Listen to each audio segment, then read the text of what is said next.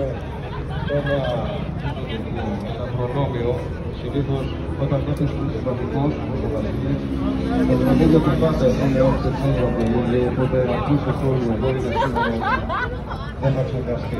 Αυτό είναι μια αγάπη για το φίλο μας. Ευχαριστούμε που είστε εδώ.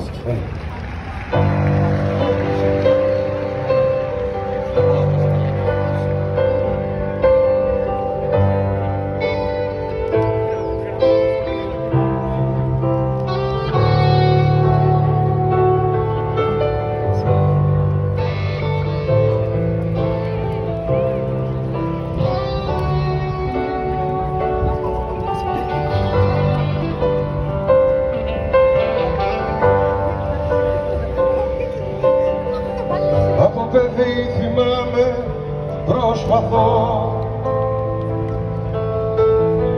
να κλέψω το γλυκό μέσα από